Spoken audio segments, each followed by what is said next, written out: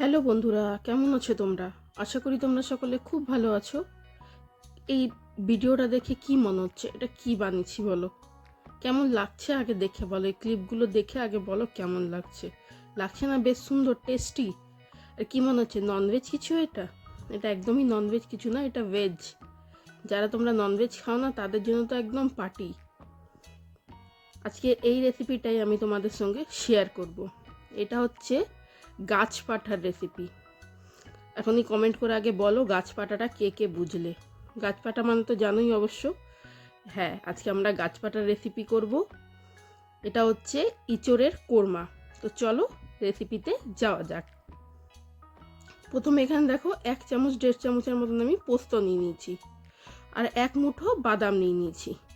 পোস্ত আর বাদামটাকে আমরা সামান্য জল দিয়ে দেখো পেস্ট করে নিয়েছি। পোস্ত আর বাদাম, আর কিছু নেই এর মধ্যে। আমি এর মধ্যে কাজু, মগজ, ঘি বা ক্রিম কিচ্ছু ব্যবহার করব না, শুধু এইটাই থাকবে দুটো। এরপরে এটা পেস্টটাকে আমরা সাইডে সরিয়ে রেখে দেবো। কড়াইতে তেল গরম করব। সর্ষের তেলে আমি বানাচ্ছি, তোমরা তোমাদের পছন্দ মতন তেল নিতে পারো, বা ঘিতে চাইলে বানাতে পারো। আমি ঘিতেও বানাইনি, আমি তেলেই সম্পূর্ণ রান্নাটা করেছি। তেল গরম হয়ে গেলে এখানে দেখো আমি ইঁচড়গুলো কেটে রেখেছি, একটু বড় বড় সাইজের কেটেছি। একটু বড় সাইজেরই কেটো, কাটলে কিন্তু মানে বড় সাইজের হলে দেখতে ভালো লাগে। দিয়ে আমি এটাকে কিন্তু সেদ্ধ আগে করিনি, তোমরা যদি চাও আগে সেদ্ধ করে নিতে পারো, সমস্যা নেই। আমি কাঁচা ইঁচড়টাকেই আগে তেলের মধ্যে দিয়ে লাল করে ভাজবো। আচ্ছা, ইঁচড় কাটার সময় কিন্তু একটা বাটিতে তেল নিয়ে নিও, যে কোনো তেল তোমাদের পছন্দ মতন। আর একটা বড় জায়গায় জল নিয়ে নিও ভরে, আর জলের মধ্যে একটু বেশি করে নুন আর হলুদ দিও। নুন আর হলুদটা থাকলে কি হবে না, মানে কাঁঠালের যে আঠাটা সেইটা মানে জলের সঙ্গে বেরিয়ে যাবে, ধুয়ে যাবে নুনের জন্য। আর হলুদের জন্য কি হবে না, কাঁঠালটা কালো হবে না। কেন, কষ বেশি থাকে তো কাঁঠালটা দেখবে কাটলেই কালো হয়ে যায়। নুন জলে ভালো করে ঘষে ঘষে ধুয়ে নেবে ভালো করে, হাতে তেল লাগিয়ে। তারপরে কিন্তু নর্মাল জলে সেই জলটা ফেলে নর্মাল জল নেবে, জলের মধ্যে 2-3 বার এঁচড়টাকে ভালো করে ধুয়ে নেবে। এটা একটা ছোট্ট তোমাদেরকে আমি মানে টিপস বলতে পারো, বলে দিলাম তোমাদের সুবিধার ক্ষেত্রে। আর তেল নিতে বলেছিলাম হাতে, আর যেটার সাহায্যে কাটবে, বটিতে কাটো বা চাকু দিয়ে কাটো, তার মধ্যে ভালো করে তেলটা লাগিয়ে নেবে। আচ্ছা, এখানে আমার দেখো ইঁচড়গুলো পুরো লাল হয়ে গেছে। লাল করে আমি আগে ভেজে তুলে নিলাম ইঁচড়গুলো। তোমরা চাইলে কিন্তু আগে সেদ্ধ করে নিতে পারো, ভাপিয়ে জল ফেলতে পারো, মানে অসুবিধা নেই কিছু। আচ্ছা, তেলটা দেখো অল্পই আছে ইঁচড় ভাজার পরে, আমি এর মধ্যে একটু তেল মেশাবো এখন। আমার তেলটা একটু কম মনে হচ্ছে। আর এখানে আমি ফোড়ন দিয়েছি, একটা ছোট্ট টুকরো দারচিনি, 2 কি 3টে লবঙ্গ হবে, আর একটা ছোট এলাচ, আর শুকনো লঙ্কা একটা, এগুলো যাচ্ছে ফোড়নে। তেলটা গরম হয়ে গেলে আমি দেখো পাশেই দেখা যাচ্ছে পেঁয়াজ, 2টো বড় সাইজের পেঁয়াজকে আমি একটু ছোট ছোট করে কেটে পাতলা পাতলা করে কেটে রেখেছি। পেঁয়াজটাকেও কিন্তু এখানে আমাদের ভালো করে ভাজতে হবে, প্রায় প্রায় বেরেস্তার মতন আমরা পেঁয়াজটাকে ভাজবো। পেঁয়াজটা ভাজা হয়ে গেলে দেখো পেঁয়াজটা কতটা লাল হয়েছে। এতটা লালেও কিন্তু নামানো যায়, কিন্তু আমি আরেকটু লাল করছি। লাল করে পেঁয়াজটাকে ভেজে আমি অল্পখানি পেঁয়াজ থালার মধ্যে তুলে এখন রেখে দেবো, সাইড করে রেখে দেবো। ওটা আমাদের পরে কাজে লাগবে। অল্পই পেঁয়াজ, বেশি পেঁয়াজ না। যতটা তেল পারবো তেলটাকে মানে চিপে কড়াইয়ের মধ্যে রেখে শুধু পেঁয়াজটা নেওয়ার চেষ্টা করব। দেখো লাল হয়ে গেছে একদম পুরো ভালো করে পেঁয়াজটা। এটাকে উঠিয়ে রেখে এরপরে কিন্তু এর মধ্যে এই পেঁয়াজ ভাজাটা যেটা কড়াই আছে, এর মধ্যে আমরা 1 থেকে 1.5 চামচ নিয়ে নেব আদা রসুনের পেস্ট। আচ্ছা, এরকম ধরনের রান্না কিন্তু তোমরা গেস্ট মেনুতেও রাখতে পারো, যদি ঘরে কোনো ছোটোখাটো পার্টি হচ্ছে বা গেট টুগেদার আছে। আর এমনিতেও নিজেরাও একঘেয়ে খেতে তো ভাল লাগে না কিছুই, এরকম ধরনের রান্না কিন্তু রাখতেই পারো, ভালো লাগবে। আর তোমরা যারা ননভেজ খাও না তাদের জন্য তো এটা খুবই একটা ভালো রান্না। এখানে আমি 1.5 চামচ আদা রসুনের পেস্ট নিয়েছি। তারপরে এখানে দেখো আমি 1.5 চামচের মতনই ছোটো চামচের ধনে গুঁড়ো ছিল, ডাব্বার মধ্যে যতটা ছিল আমি সবটাই ঢেলে নিয়েছি। নিয়ে কিন্তু এটাকে একটু কষি নেব, যতক্ষণ না তোমার আদা রসুনের কাঁচা যে গন্ধটা সেই গন্ধটা চলে না যাচ্ছে। আমি এখানে যতটা ঝাল খেতে পছন্দ করি সেই হিসেবে কাঁচা লঙ্কা কেটে নিয়েছি। তোমরা চাইলে এখানে মানে পেস্টও দিতে পারো, কাঁচা লঙ্কার পেস্ট, তোমরা যতটা ঝাল খেতে পছন্দ করো সেই হিসেবে।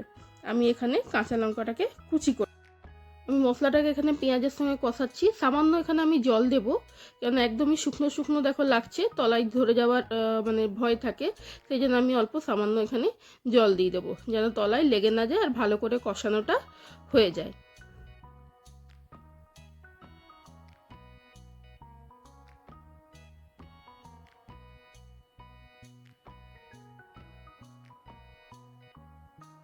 কষানো হয়ে গেছে মোটামুটি। আমি এখানে দেখো 1 চামচের মতন গোলমরিচের গুঁড়ো দিয়েছি, আর একদম অল্প করে কাসুরি মেথি হাতের মধ্যে একটুখানি রাফ করে ক্রাশ করে দিয়ে দিয়েছি তরকারিটার মধ্যে, মশলাগুলোর মধ্যে। এগুলো সবকে মশলার সাথে আমি মিশিয়ে নেব ভালো করে মিশিয়ে নেবার পরে আমি এরপরে এর মধ্যে দেব যে পেস্টটা করে রেখেছিলাম না বাদাম আর পোস্তর, সেই পেস্টটা আমি এখানে দিয়ে দেব। পেস্টটা দিয়েও এখানে আমাকে ভালো করে আমি একটু কষাবো, কিন্তু মাথায় রাখতে হবে তলায় যেন লেগে না যায়।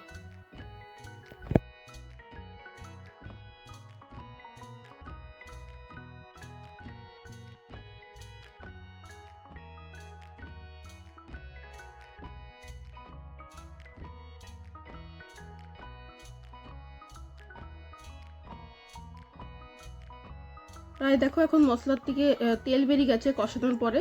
এখানে আমি সামান্য অল্প নুন তো পরিমাণ মতন দেবো, আর সামান্য অল্প চিনি দেবো। চিনিটা বেশি না, একদম অল্পই দিয়েছি টেস্ট ব্যালেন্স করার জন্য, কেন কোরমা মানে এর মধ্যে দই পড়বে, তো তাই জন্য অল্প করে চিনি তোমরাও দিও, স্কিপ করো না চিনিটা, ব্যালেন্স করার জন্য টেস্টটা। আচ্ছা, পরিমাণ মতো নুন দিয়েছি, আমি অল্প করেই নুন দিলাম, কেন ইঁচড় ভাজার সময় আমার নুন দেওয়া আছে, তো যদি লাগে পরে দেব। এখানে দেখো আধা বাটির মতন দইকে আমি ফ্রিজ থেকে বের করে রেখে দিয়েছিলাম, একদম নর্মাল টেম্পারেচার দইটার হয়ে গেছে। ওটাকে ভালো করে ফেটিয়েছি, দইয়ের মধ্যে কিছু দিইনি, শুধু দইটাকে ভালো করে ফেটিয়ে দইটা কিন্তু এখন আমি মানে যে মশলাটা কষিয়েছিলাম তার মধ্যে দিয়ে দিয়েছি। দই দেওয়ার আগে কিন্তু মাথায় রাখতে হবে মশলার যেন একটুও কাঁচা গন্ধ না থাকে। আচ্ছা, এখানে কিন্তু গ্যাসটাকে বাড়িয়ে কন্টিনিউ তোমরা নাড়াতে থেকো যতক্ষণ না দইয়ের মধ্যে একটা মানে এই যে ফুটছে, দেখো দইটা ফোটা শুরু হয়ে গেছে, ফোটা পর্যন্ত কিন্তু দইটাকে নাড়াতে যেতে হবে, নয়তো কিন্তু দইটা ফেটে যাবে না হয়তো, যদি ফ্রেশ দই থাকে আর যদি মানে ফ্রিজের দই না হয় তবে ফাটার চান্স কম থাকে, তাও গ্যাস বাড়িয়ে নাড়াতে থাকো। দেখো দইটা ভালো করে ফুটে গেছে, দিয়ে আমি এখানে কিন্তু ভাজা এঁচড়গুলো দিয়ে দিয়েছি। এঁচড়গুলো আমি দইয়ের সঙ্গে 2 মিনিটের মতন একটু ভালো করে নাড়িয়ে নেব, মশলা আর দইয়ের সঙ্গে 2 মিনিটের মতন নাড়িয়ে নিয়ে তোমরা এখানে কিন্তু জল যে ব্যবহার করবে সেটা কিন্তু গরম জল দিও। গরম জল বলতে একদম ফুটন্ত জল না, কিন্তু মোটামুটি গরম, মানে কাঁচা জলটা দিও না, এখানে গরম জলের ব্যবহার করো। দিয়ে আমি এটাকে ঢাকা দিয়ে দেবো, ঢাকা দিয়ে ফুটাবো যতক্ষণ ইঁচড়টা সেদ্ধ না হচ্ছে। কেন আমার তো ইঁচড় ভাজতে যতটুকু সেদ্ধ হয়েছে ততটুকুই সেদ্ধ, কাঁচা ইঁচড়েরই বানাচ্ছি। তো এখন যতক্ষণ না ইঁচড়টা সেদ্ধ হবে না ততক্ষণ কিন্তু আমাদের এটাকে কষাতে হবে। আমি এখানে দেখো চেক করছি এঁচড়টা সেদ্ধ হয়েছে কিনা। এঁচড়টা পুরোপুরি সেদ্ধ হয়নি, এখনও কিছুটা বাকি আছে এঁচড় সেদ্ধ হতে। আমার এখানে নুনও কম মনে হলো, তো আমি এখানে নুন দিয়ে দিয়েছি, যতটা লাগবে পরিমাণে নুন দিলাম, কেন অতটা দই দেওয়া হয়েছে, নুন তো লাগবেই। আর এখানে 1 চামচ ভরে আমি দেখো এটা গরম মশলা গুঁড়ো দিচ্ছি, এটা আমার বাড়িতে বানানো গরম মশলা, এইটা দিয়ে দিলাম এখানে। আচ্ছা, তোমরা যদি চাও এইখানে কিন্তু ঘি দিতে পারো, বা যদি ক্রিম দিতে চাও ক্রিম দিতে পারো, আমি কিছু দিইনি। দেখো এখানে নাড়ালাম, ঢাকা দিয়ে দিয়েছি আমি গরম মশলা দেওয়ার পরে। কি সুন্দর কোরমাটা দেখলে, তেল বেরিয়েছে, দেখতে কি সুন্দর হয়েছিল। আমি চেক করলাম, দেখলাম ইঁচড় সেদ্ধ হয়ে গেছে, তরকারি আমাদের রেডি। দেখে বলো কেমনি লাগছে না ভীষণ সুন্দর? দেখো আমার বাটিতেও উঠিয়ে তোমাদের সার্ভ করে দেখাচ্ছি। আমি একটু রসা রসা রেখেছি, একদম শুকনো শুকনো রাখলে ইঁচড়ের তরকারি খুব একটা ভাল লাগে না। আর ভাজা পেঁয়াজটাই দেখো আমি তখন সরিয়েছিলাম, এটা উপর থেকে আমি দিয়ে দিয়েছি। কেমন লাগলো তোমাদের আজকে ইঁচড়ের কোরমার রেসিপিটা? আশা করি ভালো লেগেছে। চিকেন কোরমা তো অনেক খেয়েছো, ইঁচড় কোরমাটা একবার বানিয়ে দেখো।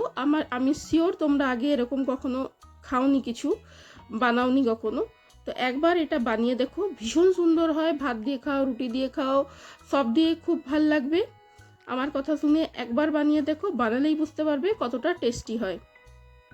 তোমাদের আমার ভিডিওগুলো কেমন লাগছে তোমরা একটু আমাকে জানিও। ভিডিওগুলো লাইক করো, শেয়ার করো, সাবস্ক্রাইব করো চ্যানেলটা। সাবস্ক্রাইব করলে বেল আইকনটা প্রেস করে দিও, ফিউচারে নোটিফিকেশন পাওয়ার জন্য। তো আশা করি তোমাদের আজকের ভিডিও ভালো লেগেছে। যদি ভালো লেগে থাকে আমাকে অতি অবশ্যই তোমাদের ফিডব্যাক জানিও। দেখা হচ্ছে পরের একটা ভিডিওতে। Bye bye.